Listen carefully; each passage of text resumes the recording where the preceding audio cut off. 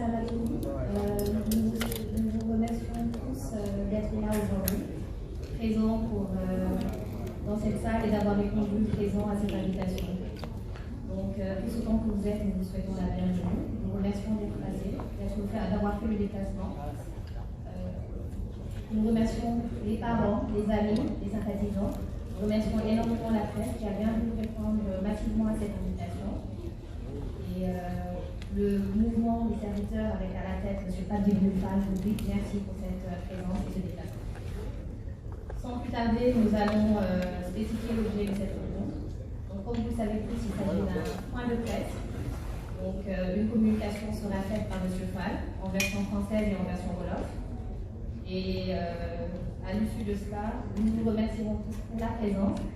et nous trouverons un autre cadre d'échange pendant lequel vous aurez la possibilité de poser toutes les questions à M. Fall. Nous vous remercions pour l'attention et nous laissons plus tarder passer la parole à M. Fall. Voilà, nous allons démarrer avec une prière qui sera sollicitée par les parents ou par l'imam.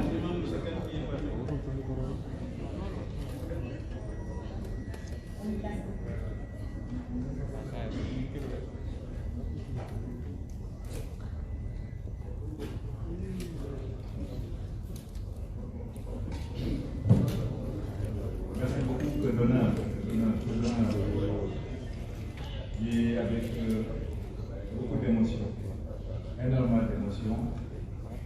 Je m'adresse au-delà de tous ceux qui sont présents au Sénégal. Sénégalais et au Sénégal. Tous ceux qui ont bien voulu prêter une oreille attentive à la présence de Pape Djibril et ses amis. On présente tous les hommes. Il est connu à travers le petit écran et au-delà, à travers l'ensemble des organes de presse de la Mousseline. Le nom de Pape Djibril résonne dans presque tous les foyers du Sénégal. C'est pas quelque chose qui est fortuit. C'est le fruit d'un message. Le message d'un jeune qui est dépassé par son propre message. De par l'éthique qu'il dégage, par ses vérités, par sa simplicité, sa courtoisie. Et c'est une affaire qui vient plus profonde du Sénégal, qui a été collé aux préoccupations des plus démunis en tant que défenseur, en tant que gardien de ce que nous avons de mieux et ce que nous cherchons à retrouver. Je suis aujourd'hui en tant qu'homme, en tant que parent et proche, de ce l'homme de Palatère qui nous a donné des leçons de ces dernières années,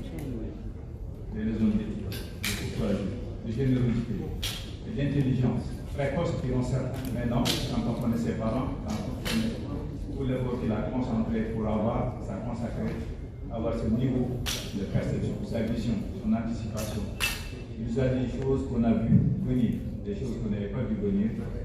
Monsieur Fall, je vous remercie. Je remercie tous ceux qui ont cru en vous, tous ceux qui sont à vos côtés, qui ont certainement travaillé à profiler la journée d'aujourd'hui. Tous ceux qui vous ont donné des forces, qui vous ont fait en sorte que vous croyez en vous-même pour venir y croire. Je vous remercie, madame, messieurs, qui étaient ses proches, ses collaborateurs, ses amis, ceux qui vont inspirer, qui l'ont inspiré. Je voulais remercier toute la presse. Le dernier mot, évidemment, c'est de l'espoir. C'est une conviction d'abord qu'on n'a pas perdu ce qu'on avait de meilleur dans ce pays-là, à travers des hommes, des jeunes, des femmes, et que nous sommes capables de retrouver le Sénégal d'antan, avec ses valeurs et ses vérités. Nous osons espérer que l'équipe qui se présente aujourd'hui incarnera ce que nous avons de mieux, ce que nous voulons transmettre à nos fils, parce que nous l'avons reçu intact de nos parents et de nos ancêtres. Ces vérités sans lesquelles le Sénégal ne serait pas tout court, il ne serait pas ce qu'il est aujourd'hui. Je voudrais vraiment vous féliciter tous pour le retour de ces messages-là et avec vous espérer qu'au lendemain des jours, on puisse vraiment avoir des jeunes de valeur, des hommes et des femmes de valeur qui nous feront encore rêver au Sénégal, mais le Sénégal qui sera dans le Conseil des Nations, vraiment, représenter ce que nous ont enseigné les grands hommes de religion, Cheikh Madama, les Tidianes, ces religions qui nous ont montré que seulement il faut croire. Il faut croire en Dieu, il faut croire à ses convictions, il faut croire à sa capacité à influer et à marquer de son empreinte vraiment la vie dans la génération dans laquelle j'ai vécu l'histoire de la génération. Je vous remercie et m'excuse d'avoir été très long. Merci. Merci M. Kel pour cette très belle communication. Et donc, sans plus tarder, nous allons passer à la parole donc pour le déroulé du présentation. Merci à tous pour votre attention.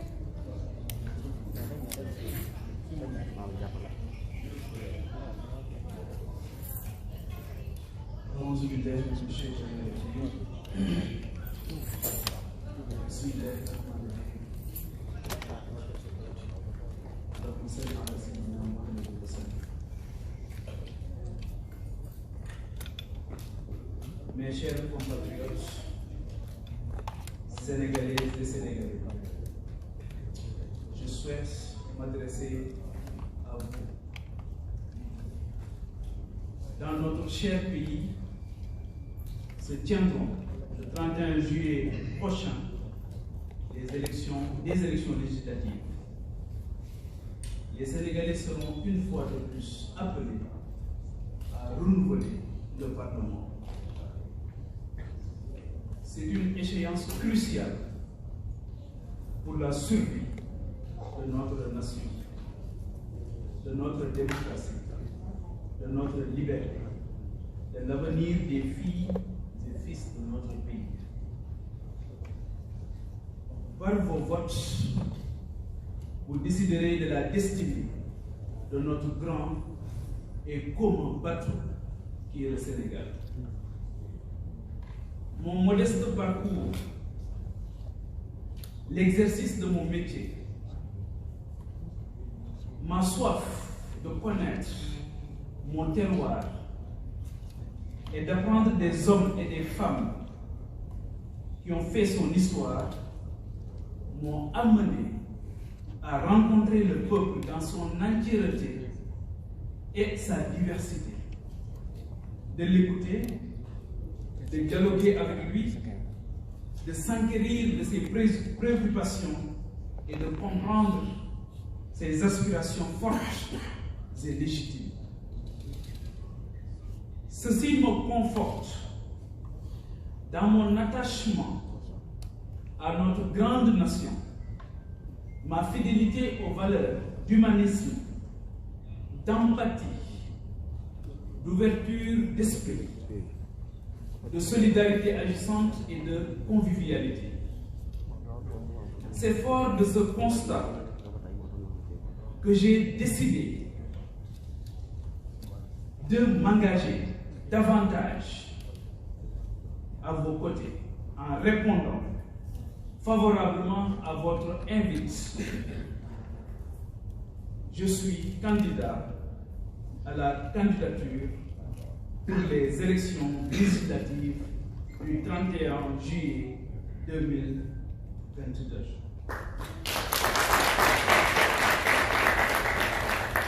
Cependant, votre caution morale est fondamentale, mais n'est pas suffisante. En effet, je ne vous apprends absolument rien. Une modification non consensuelle de notre loi électorale, à savoir le parrainage, a produit une hérésie en violant le principe élémentaire de la libre participation pour tout citoyen ou formation qui la désire à des joutes électorales dans notre pays. Cette démarche unilatérale dans le changement des règles du jeu est inadmissible, inélégante et n'honore pas notre pays qui a une si longue tradition démocratique. Notre position sur cette question est sans ambiguïté. Nous la désapprouvons totalement. Malgré cet obstacle dressé pour étouffer l'émergence d'une quelconque autre vision et façon d'opérer, je vous réitère, mes chers compatriotes, mon engagement à vous représenter dignement et vous servir humblement au Parlement. Le parrainage ne saurait être un obstacle pour notre dévouement à vous représenter davantage, à sacrifier notre zone de confort et à questionner sans cesse la redevabilité que nous avons vis-à-vis de notre cher pays. Je vous invite donc, Sénégalaises et Sénégalais, d'ici et de la diaspora, à parrainer ma candidature, pour nous donner l'opportunité de mieux entendre, de mieux faire entendre vos revendications et attentes. Ensemble, nous tenons notre salut. Ensemble, nous vaincrons. Inch'Allah. maa ngi leen di gërëm bu baax ñi nga xamante ni yëpp jamono bii ci biir réew mi ak si bitim réew ñoo ngi ñuy teewlu ci fi gën a sori ci biir Sénégal suma mbokk waa Caajaay yi waa Mbuur waa Thiès ba fa gën a sori ci Sénégal waa Matam waa Podor waa Ziguinchor suma dëkku xol waa Kanel waa Ndioum fa gën a sori waa Ourossogui ñoom ñëpp ñoo ngi leen di nuyu waa Thiès waa Kébémer waa Touba Mbacké waa Tivaouane waa Daaka Médina Gounass Popenguine le clergé ñoo ngi leen di nuyu ëttu diine yi nga xamante ni yëpp ñoom ñoo ŋànk Sénégal di nuyu kilifa réew mi yëpp muy góor ak jigéen muy mag ak ndaw bàyyiwuñu kenn di sant bu baax a baax suñu borom subhanahu wa taala moom mi ñu permettre ci waxtu yu am solo yi dans la vie d'une nation mais aussi dans la vie des hommes et des femmes qui à un moment donné ont décidé de sacrifier leur confort personnel, sacrifier seeni week-end seen confort tout court ndax Sénégal moom moo ñu jaral loolu moom moo dayoo suñu jëm ni ñàkk solo yi nos êtres périssables réew moom nag nga xam moo ñu defal lépp te jamono bu nekk dañuy laaj lan lañ ko mën a delloo un temps soit peu. Donc vous comprendrez aisément que c'est avec beaucoup d'émotion la ñuy toog tey jàkkaarloog Sénégalais yi suñu papa yi ak suñu yaay yi di leen wax ne am na foo xamante ni bu fa réew tolloo ku toog di seetaan lu xew su ëllëgee da ngaa bokk ci ñu tooñ te borom xam-xam bi dafa waxoon ne ñi def ba yàq ñi xamut bi ñu defee ba yàq tooñuñu ñi tooñ mooy ñi nga xamante ni dañoo xam ba pare toog jàpp seen ñam di seetaan am na lu gën a yomb li ñu tànn tey ku nekk xam na ni réew mi di doxee ku nekk mën ngaa dem lijjanti sa bopp bu ngoon jotee nga dem toog jàpp sa jàmbur ak sa njaboot loolu moo gën a yomb tey tàmbalee gu ñu sax ngeen gis ñoo xamante ni jàpp nañu ne la leen yëkkati moo ñu yëkkati ñun mooy intérêt personnel fekk nañu romb nañ loolu fa ñu yare di gërëm bu baax suma papa suma yaay bi nga xam ñoo nii gunge di fàttaliku bu baax suma maam bi nga xamante ni moom a yar bu doon suñu njëriñu bopp rek kon ñu toog fi tey di wax ak yéen ndax lii lu métti la incarner un leadership wala tenter d'incarner un leadership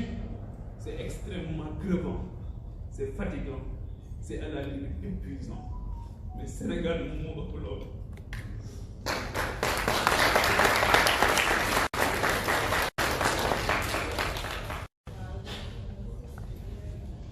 Le 1 juillet prochain Sénégal dafay dem ci solo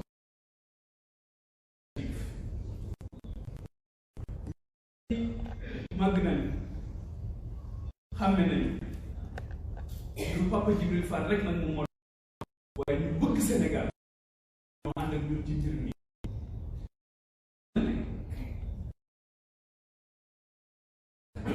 dina jaral lu ñu toll ngir réew mi rek la ñu am Sénégal la ñu jox suñu guddi ak suñu bëccëg Sénégal moo tax mënatuñoo nelaw ba yandoor ndax jamono bu nekk du ñu jóg bu ñu nit woowee yëpp dem ko ak ñoom mën nañ ñoo seede ñoo nangul loolu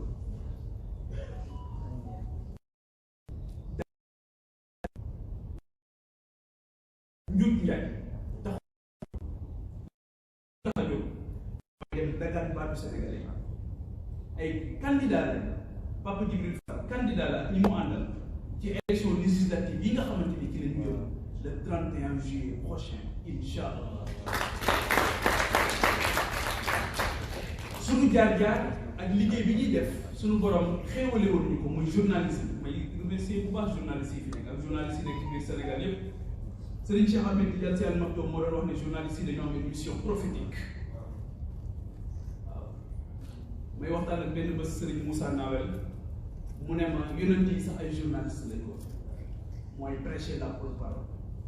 ay journalistes jouent dans ce pays un rôle extrêmement important pour accompagner le développement économique et social de ce pays moo tax je n'accepterai jamais que cette belle corporation kenn di ko traîner dans la boue parce que ñoom comprendre nañ ne responsabilité boo gis liberté boo gis responsabilité moom moo koy accompagner et pour la presse sénégalaise nous la savons extrêmement responsable, extrêmement consciente et extrêmement consciente surtout des enjeux du moment. moo tax maa ngi leen di gërëm bu baax ci ñëw bi ngeen ñëw fii métier bu am solo la ñuy def métier boobu ma doon def yàlla wërsëgale ko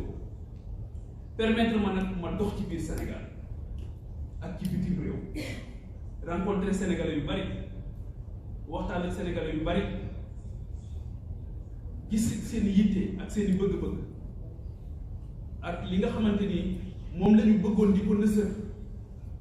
damay wax ne boo génnee Sénégal dafa am ñaari sentiment yu lay animé boo demee ci dëkk yi nga xamante ni dañu avancé te ñun ñoo leen rawoon ñaari sentiment moo lay animé sentiment bu nekk bi c'est un sentiment de fierté tout court en tant que humain nga gis doomu aadama réaliser de grandes choses nga xam ne doomu aadama fàttewul li nga xamante ni moom moo ko indi woon ci kaw suuf muy être le vicaire de Dieu sur terre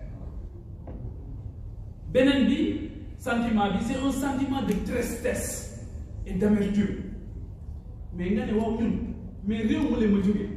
mais tamit ay doomu aadama comme ñii ma gis ñoom ñoo fa nekk waaye lan moo tax mënuñoo góorgóorlu bàyyi naxante bi bàyyi luubal bi bàyyi yenn yi nga xamante ni yëpp amul solo bàyyi gaañante bi bàyyi rayante bi bàyyi xeexu politique bi nga xamante ni amul njëriñ ngir yëkkati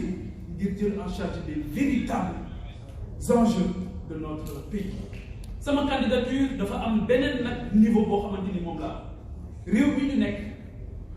juróom-ñetti fukk yoo jël 80% yoo jël am seen at moo ngi toll ci 20 et 25 ans 75% yoo jël seen at moo ngi toll ci fanweeri at ak juróom. la moyenne d'âge aujourd'hui à l'Assemblée nationale tourne autour de 56 ans waaw ndaw ñi ngir yàlla nañ ñu bàyyi suñu baat jóg ci biir campagne électorale bi ñu wax li ñu bëgg ngir yàlla nañ ñu bàyyi Assemblée nationale qui est par excellence le lieu de la démocratie de la représentation nationale mais si la frange la plus importante de notre société teewul ci Assemblée nationale mais est-ce que cette institution extrêmement importante est-ce que soriwul sa vocation originelle qui est tout simplement d'abriter, de regrouper, de polariser toutes ces intelligences, mais toutes ces franges, toutes ces forces vives de notre nation. Pour que kenn ku ci nekk mën di yëkkati mébétam qu'il faut am solo foofu. Kon loolu les jeunes c'est tout simplement demander justice. loolu rek la ñuy laaj justice mooy que ne kat dinañ am kàddu te incha allah li ma gis ak li ñu jot a gis xam nañu ne mbir mi dinañ ci jot ci ni mu gën a rafetee exercer ko na mu gën a rafetee incha allah. am na nag lu xew ci suñu réew li xew ci suñu réew mooy dafa am benn loi boo xamante ni dañ ko indi changer sunu nañu daan voté muy parrainage waxuma ne élection yëpp mën nañoo bokk déedéet xam nañ ne joŋante boo gis dañuy def ay critères waaye réew dañ koy waxtaanee te loi bi ñu koy def waxtaanee wu ko procédure d'urgence la ko def daal di koy salfaañe li nga xamante ni moom mooy principe yi gën a élémentaire mooy que Sénégalais bu nekk war nga mën a jóg dagaan sa baatu askan ci sa teeyu bakkan parrainage boobu nag wut ko lu jafe la loolu moo tax yéen sénégalais yi ak sénégalaises yi suma yaay yi suma papa yi suma rakk yi suma mag yi suma bàjjen yi nga xamante ni yëpp jamono bu nekk yéen a ngi may témoigner seen affection seen mbëggeel seen cofeel ak surtout seen ñaan te mosu leen gis suma jëm dama leen di delloowaat mbir mi ne leen bëgg ngeen ko waaye man bëgg naa ko waaye ngir ngeen wan ne ma bëgg ngeen ma yóbbu foofu ngir baykat yi ma mën leen a waxal seen soxla sàmmkat yi ma mën leen a waxal seen soxla nappkat yi ma mën leen a waxal seen soxla ndaw yi nga xamante ni jamono bu nekk ñoo ngi jël gaal yi di dee ci géej gi seen dëj yooyu yi nga xam ñoo dee ci géej gi seen dëj yooyu ñun dëj yooyu dinañu def incha allah yëkkati suñu kàddu fàttali conscience yi nga xamante ni ñoom ñoo yor réew mi ne leen loolu warul woon a mën a nekk te mënatul nekk dootuñu ko nangu ndaw yi Sénégal ëpp leen nañu leen ni ñu amee solo ak réew mi ni mu amee solo ak ndaw Sénégal ni mu yàggee am solo ndawu Sénégal bëggatuñu mu jël gaal gi dem ci géej gi ndawu Sénégal bëggatuñu mu jël désert bi di dem naan day dem Espagne waaye magi Sénégal liñ ci bëgg mooy ñu dalal seen xel ne leen mën ngeen a dem noppalu tool bi du booy moo tax ñun waxuñu benn yoon alternative générationnelle ñun alternance waxuñu sax alternance générationnelle waxuñu sax alternative générationnelle ñun solidarité la ñu wax entre les générations moi je suis très bien placé pour le dire parce que suma maam moo ma yar saa bu ma ko daan tàggu di ñibbi si fii ci Dakar dafa may wax ne ma yaa ngi may tàggu rek wéetaay bi ma gane gëwuma conflit des générations li ma gëm mooy il faut faire tomber les murs pour construire des ponts entre ces générations, entre ces intelligences. On a suffisamment construit le mur entre nous. Il faut maintenant construire des ponts. Et il n'y a aucune entité dans cette nation. Amul politicien professionnel, amul koo xam ci boppam la nekk, amul selfish, amul individualiste, amul koo xam boppam rek moo ko yitteel koo xamante ni mën na tere jëmm yi nga xamante ni defar Sénégal moom moo leen yëkkati ñu egg ci barab yooyu nga xamante ni fa la ñuy defaree Sénégal te jàpp nañ ne assemblée nationale nag wax dëgg yàlla barab bu mucc ayib la pour waxtaani réew mi barab bu mucc ayib la pour defar réew mi Serigne Fallou Mbacké daf daan wax ne li yées ci kilifa mooy sa njaboot saa bu ñu amee soxla rek sa seen xel jël la waaw waa Sénégal maa ngi leen di laaj kan moo fi am soxla xelam dem ci assemblée nationale ne bu ci àddoo mu faju kan mooy am soxla ci Sénégal fii may wax ak yéen gaz de moo ngi ñàkk ci réew mi fii may wax ak yéen démb de dund nañ ci loo réew mi loo xamante ni fàttaliku moo fi ñu ko dundee mooy journée sans sage-femme sans blouse blanche waaw ndax dégg ngeen ci assemblée nationale ndax dégg ngeen ci commission de la santé au niveau de l' assemblée nationale Serigne Fallou nag moom moo wax loolu ne kilifa bu ne war ngaa ëppale sa bopp sa njaboot saa bu ñu amee soxla rek seen xel jënd la kon nag kilifa war naa assumer responsabilité bi mu am kenn waxul ne soxla yëpp dañ koy faj waaye ngan la wasul ci ak kon parrainage bi Sénégalais yi ñëw ngeen ak doole bi ñu yëngoo rek ñëw ngeen waaye gën leen a ñëw nag ndaw yi Sénégal dañu wane ne capable nañ magi Sénégal bëgg nañ ngeen jox ñu quitus jox ñu caution seen caution morale gunge ñu ba nga xamante ni dinañ egg ci barab boobu na mu gën a selle taxawal leen taxawaay bu mucc ay taxawal leen taxawaay boo xamante ni Sénégal dina ci jógee daal di wuti nag yoon boo xamante ni yoon bu am solo lay nekk leneen li nga xamante ni dinañ ko wax mu nekk loo xamante ni lu am solo la mooy amuñu benn nous sommes libres de toute partisanerie actuellement politique nekk ñu ci benn contingence politique amuñu tamit benn engagement politique ci quelque bord que ce soit li ñuy def mooy tracer une ligne envisager une ligne boo xamante ni dañ koy construire boo xamante ni dañ koy liggéey ak ces sénégalais ces sénégalaises yi nga xamante ni sonn nañ ci bipolarisation bi nga xamante ni constaté nañ ko dans l' espace politique sénégalais machiavélisme bi nga xamante ni gis nañ ko loolu tamit dañoo foog ne tey jii war nañoo nekk dans un effort de co-construction war nañoo laisser toute la place au débat démocratique war nañ ci bàyyi place à l'idée à la pensée à la réflexion stratégique bari na ay kilifa yu ma xam yu nekk ci réew mi mënatuñoo àddu sax ci débat public te pourtant ay borom xam-xam lañ Sénégal defal leen lépp te mënatuñ ci àddu ñun xam nañ ci lu bari kon ñoo ngi ñaan rek ne defar Sénégal rek lañ bëgg defar Sénégal rek moom moo ñu yëkkati defar Sénégal rek moo ñu ñor ñun ñi ñëpp ñu ànd kenn ku ci nekk waroon naa mën a toog ci sama place bi tey ñoo ma ko gën a mën ñoo ma ko gën a xam ñoo ma ko gën a bëgg seen bëgg Sénégal sax damaa jaaxal seen bëgg Sénégal sax damaa jaaxal donc patriotisme nag dañ ko doon Sénégal dafa am ñoo xamante ni dañu sacrifier seen dund yëpp pour Sénégal et la Omar Foutiyou Tall lu daje pour Sénégal amul Thierno Souleymane Baal la révolution toroon na lu mu def Sénégal amul waaye gis nga ko ci élégance ba mu defee révolution ba pare dafa jox Cheikh Abdoul Khadir Kane ne ko yow yaay gouverneur waaye loolu du njëriñ loo fekk donc ñun suñu bët foofu lañ ko teg na Amérique ñuy tuddee Abraham Lincoln di tudd George Washington France tey jii tout le monde peut être gaulliste ndax déggoo lekk day sant xawaay bu am solo ba mu defoon ba nga xamante ni Allemagne jël na France téye ko ci loxoom mu ne déedéet français yi lii mënuñu ko seetaan jóg leen ñun ñooñu la ñu teg suñu bët dañoo bëgg père fondateur yooyu ñu revendiquer ko ñooñu duñ leen nier ci suñu histoire duñ leen nier mukk ci suñu histoire ba ci génération bi nga xamante ni mooy Cheikh Ahmadou Bamba Seydi Hadji Malick ak mag ñi nga xamante ni yëpp ñoom ñoo seqoon réew Maulana Cheikh Ibrahima Niass ba ci doomam bi nga xamante ni moom moo fi nekkoon muy Seyda Mariama Niass nekk jigéen def ci jàng ak jàngale lu am solo son effort de guerre contre l'ignorance est inestimable waaye ñoom ñu leen jàngale ñooñu nag leen bëgg a dem seen dono dañ bëgg a yóbbu Assemblée nationale donc patriotisme boobu ñun foofu lañ koy nampé foofu lañ ko jëlee foofu lañ ko jàngee donc li ñuy def tey amuñu ci benn complexe amuñu ci tamit benn regret parce que ñu bëri dañ lay ñeewant naan la liggéey dugg nangam ak nangam sama yaay soxna su tedd seen fan yëpp nelawul waaw waaye moom lii ci maamam laa ko doon wax bàyyam moo tax pexe amul li seen Cheikh doon wax taxaw rek mënta ñàkk donc maa ngi leen di gërëm bu baax encore di leen sant di woon ñi nga xamante ni yëpp ñu ñoo ko gis-gis les mouvements citoyens góor ñi ak jigéen ñi mag ñi ak ndaw ñi nga xamante ni def politique mosul nekk seen yëf ñu leen di wax ne politique lu am solo politique lu am solo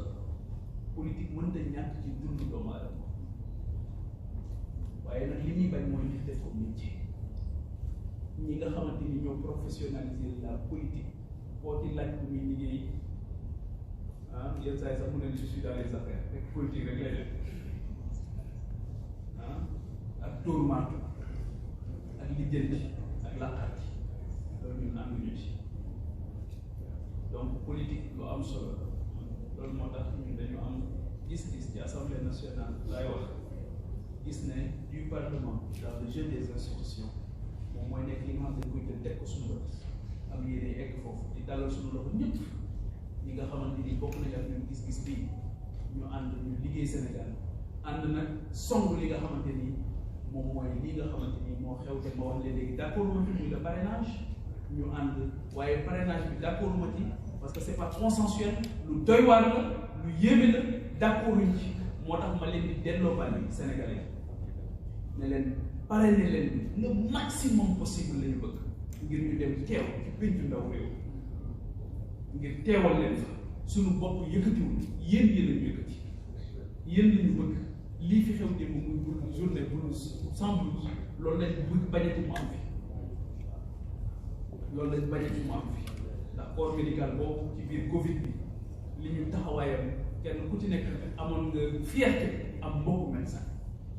kenn ku ci nekk amoon nga fierté am mbokk boo xam ne yëngu ci corps médical ñu sargal leen tatagal leen suñu réew pare mu doon pour dégg virus bu toll noonu ñooñu nag justice tey jii mooy ñu mettre leen dans les meilleures conditions optimales pour ñu mën a def seen liggéey confortablement ñoom tamit ñu xamee responsabilité bi ñu am xam ne métier boo mën di exercer dans la vie dafa am sacrifice boo xamante ni foog nga taxawee ko ba nga xamante ni di nga mën a rafetal sa diggante sa askan. Destin croisé, 2 points, défi et responsabilité. Dañu am destin avec le Sénégal suñu borom tàggal ñu réew mu am solo réew mu mucc ayib bi lépp lu ñu teree dem kon foog ñu defaraat taxawaay ak fulla ak fayda ak sell bu mat sëkk taxawaay boo xamante ni lii def ngërëmal yàlla suñu borom ñu ciy wut